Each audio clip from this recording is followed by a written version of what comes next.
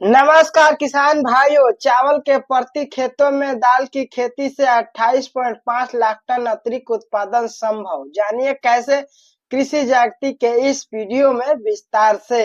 भारत दुनिया में दालों का सबसे बड़ा उत्पादक और उपभोक्ता है। चावल की कटाई के बाद खेत की प्रति भूमि का उपयोग करके दालों का उत्पादन बढ़ाया जा सकता है। यह न केवल अतिरिक्त आय का स्रोत है बल्कि मिट्टी के स्वास्थ्य को भी बेहतर बनाता है, क्योंकि दलहन फसलें मिट्टी में नाइट्रोजन को स्थिर करती हैं, जिससे उर्वरकों की आवश्यकता कम होती है। देश को दलहन में आत्मनिर्भरता हासिल करने के लिए नीति आयोग ने ठोस रोडमैप सुझाया है।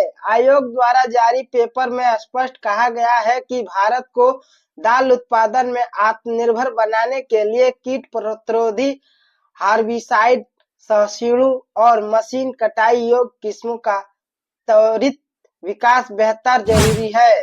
दालों में आत्मनिर्भरता के लक्ष्य की ओर विकास को तेज करने के लिए रणनीतियां और रास्ते शीर्षक वाले इस पेपर को नीति आयोग के सदस्य रमेश चंद और CIO BVR सुब्रमण्यम ने जारी किया। इसमें यह भी सुझाव दिया गया है कि पोषण सुरक्षा सुनिश्चित करने के लिए मध्याह्न भोजन योजना और PDS जैसे सभी कल्याणकारी कार्यक्रमों में दालों को अनिवार्य रूप से शामिल किया जाना चाहिए। भारत में घरेलू उत्पादन और मांग के बीच का अंतर लगातार बढ़ रहा है। वित्त वर्ष 2024-25 में भारत ने रिकॉर्ड 67 लाख टन दालों का आयात किया, जो 2016-17 के बाद सबसे अधिक है। रिपोर्ट के मुताबिक वर्तमान में उत्पादन और खपत के बीच 45.7 लाख टन का अंतर है, जो 2047 तक बढ़कर 49.4 लाख टन तक पहुंच सकता है। रिपोर्ट में कहा गया है कि इस अंतर को पाटने के लिए दाल उत्पादन को 2030 तक 1.41 गुना और 2047 तक 2.04 गुना बढ़ाना होगा। इसके लिए चारा, चना, मसूर, मूंग और उड़द की मशीन कटाई योग्य एवं हाइब्रिडाइज्ड सहिष्णु किस्मों को विकसित करने की आवश्यकता बताई गई है।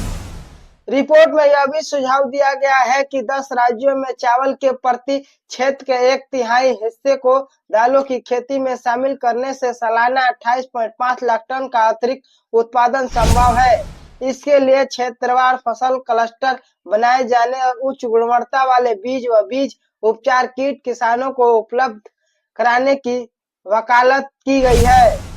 नीति आयोग ने यह भी स्पष्ट किया है कि दाल उत्पादकों को लाभकारी मूल्य दिलाने के लिए कटाई के बाद दालों की खरीद प्रणाली को और मजबूत करना होगा। साथ ही किसानों को राहत पहुंचाने के लिए कटाई के मौसम में खरीद केंद्रों को गांव स्तर तक पहुंचाने की आवश्यकता पर भी जोर दिया गया है। धन्यवाद, मिलते हैं अगले वीडियो में।